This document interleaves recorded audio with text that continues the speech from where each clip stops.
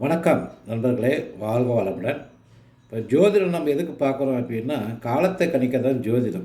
அதாவது ஒரு சம்பவம் எப்போ நடக்கும், ஒரு திருமணம்னா அந்த டைம் வந்தால் தான் திருமணம் நடக்கும், ஒரு குழந்த பிறக்கணும்னா அந்த டைம் வந்தால் தான் குழந்த பிறக்கும், ஒரு வேலையாகட்டும், ஒரு படிப்பாகட்டும், எதுவாகட்டும், எதை துறை சார்ந்து நம்ம போகணும் அப்படின்றது திசையும் புத்தியும் வந்து தீர்மானம் செஞ்சிடும் ஃபஸ்ட்டு.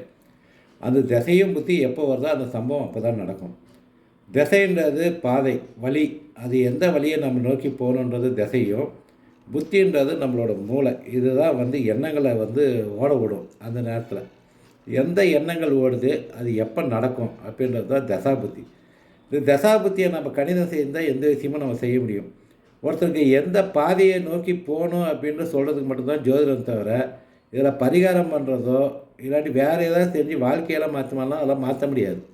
ஒரு பாதையை வந்து சொல்லலாம். இப்போ வந்து ஒரு தொழில் செய்கிறேன் அப்படின்னு ஒரு புத்தி ஓடுது அப்படின்னா, அது லாபம் வருமா நஷ்டம் வருமா அது பார்க்கறதுக்கு தான் ஜோதிடம். ஒரு வெளிநாட்டுக்கு வேலை கிடைக்கிது, 9ஆம் பாவம் இயங்குது, ராகு இயங்குது அப்படின்னா கண்டிப்பாக அவங்க வெளிநாட்டுக்கு அனுப்பிவிடுவோம். ஆனால் அந்த டைமில் அங்கே போய் அவங்க கஷ்டப்படுவாங்களா நல்லா இருப்பாங்களா, அதுதான் வந்து பார்க்கணும். இப்போ 7ஆம் பாவம் இயங்குது இல்லை சுக்கிரன் இயங்குதுன்னா ஆட்டோமேட்டிக்காக திருமணத்துக்கான விஷயங்களை செய்யும். அந்த திருமணம் செஞ்சு அது தடையை கொடுக்குமா இல்லை வளர்ச்சி கொடுக்குமான்றது தசாபதி தான் தீர்மானம் செய்யும். ஒரு குழந்த பிறக்கணும்னா 5ஆம் பாவம் இயங்கும், ஓகேங்களா. அது 4, 8ன்னு ஆக்டிவேஷன் ஆகிட்டுனா கர்ப்பத்திலே கலைஞ்சி போயிடும், பிரச்சனையை கொடுக்கும். அந்த 5ஆம் பாவம் நல்லா இருந்துச்சுன்னா குழந்தைய கொடுத்துரும், குரு நல்லா இருந்துச்சுனாலும் குழந்தைய கொடுத்துரும். இது மாதிரி எந்த சம்பவம் நடக்குனாலும் தசாபுத்தி வந்து என்ன நடக்க போகுது. இப்போ நான் இதெல்லாம் வந்து நல்ல விஷயத்துக்கு தான் யூஸ் பண்ண தவிர பரிகாரம் பண்ணி வாழ்க்கையெல்லாம் மாற்ற முடியாது. ஒரு திசை வந்து பொருளாதாரத்துக்கு சப்போர்ட் பண்ணுது அப்படின்னா அந்த புத்தியை நம்ம பொருளாதாரத்துக்கு நல்லா யூஸ் பண்ணிக்கிட்டோம்னா நமக்கு பொருளாதாரம் நல்லா கிடைக்கும். அந்த டைமில் போய் நம்ம வேறு சிந்தனையெல்லாம் பண்ணோம்னா நமக்கு கிடைக்கவே கிடைக்காது. கண்டிப்பாக ஒரு தொழில் செய்யணும் அப்படின்னாலும் அந்த புத்தி நல்லா இருக்குதுன்னா அதுக்கான விஷயங்கள் நம்ம செய்யலாம். ஹார்ட் ஒர்க் பண்ணோம்னா கண்டிப்பாக கிடைக்கும்.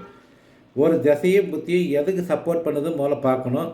அந்த விஷயத்தை நோக்கி போனால் தான் நமக்கு சக்ஸஸ் கிடைக்கும். கிடைக்காத விஷயத்தை நம்ம தேடிக்கிட்டு இருந்தோம்னா கண்டிப்பாக கிடைக்காது. அதனால் மன வளர்ச்சி தான் ஆகும். அது எப்போ கிடைக்கும், ஒவ்வொரு புத்தியும் வரும்.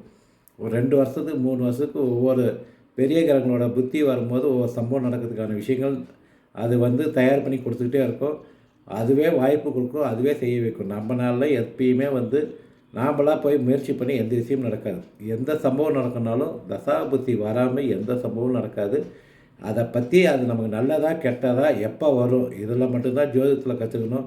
மற்றபடி எல்லா விஷயத்தையும் வந்து லைஃப் லாங் எல்லாம் தெரிஞ்சுக்கணும், இதுக்கு முன்னாடி இருந்தெல்லாம் தெரிஞ்சுக்கணும் அப்படின்ட்டு அதெல்லாம் தெரிஞ்சுக்கிட்டு எதுவும் பண்ண போகிறதில்ல. வாழ்க்கைக்கு தேவையானதை தெரிஞ்சுக்கிட்டு வாழ்க்கையை வந்து நல்லா ஜாலியாக கொண்டு போகிறதுக்கு தான் வந்து ஜோதிடத்தையே வந்து உருவாக்குனாங்க. வாழ்க்கையில் என்ன அடுத்த பாதையை நோக்கி போகலாம், எதை நோக்கி செஞ்சால் நல்லாயிருக்கும். இப்போ ஒருத்தருக்கு சிவில் படிக்கிறாருன்னா அவருக்கு செவ்வாய் 4ஆம் பாவம் நல்லா இருந்தது தான் சிவிலே மேலே படித்தாருன்னா அதில் டெவலப் ஆவார். அந்த கிரகம் அது கெட்டு கிடக்குது அப்படின்னா அதில் படித்தாருன்னா யூஸ் ஆகாது. ஒவ்வொரு கிரகங்களும் எதை சார்ந்து படிக்கணும், எதை சார்ந்து தொழில் செய்யணுன்ட்டு நான் இதில் போட்டுக்கிறேன் யூடியூப்பில், அதில் போய் பாருங்கள். அதை செஞ்சோம்னா வாழ்க்கையில் சக்ஸஸ் கிடைக்கும். அது வந்து எப்போ தசா புத்தி வரும்போது பொருளாதாரம் கொடுக்கறதுக்கான புத்தி வரும்போது பொருளாதாரத்தை டெவலப் பண்ணும். நமக்கு வந்து குழந்தை, தாம்பத்தியம், திருமணம் இதெல்லாம் சேர்த்துக்கான புத்தி வரும்போது அதுக்கான விஷயங்கள் அது செய்யும். அது எப்போன்றது கணிதம் பண்ணுறது தான் ஜோதிடம். நன்றி நண்பர்களே, வாழ்க வளமுடன்.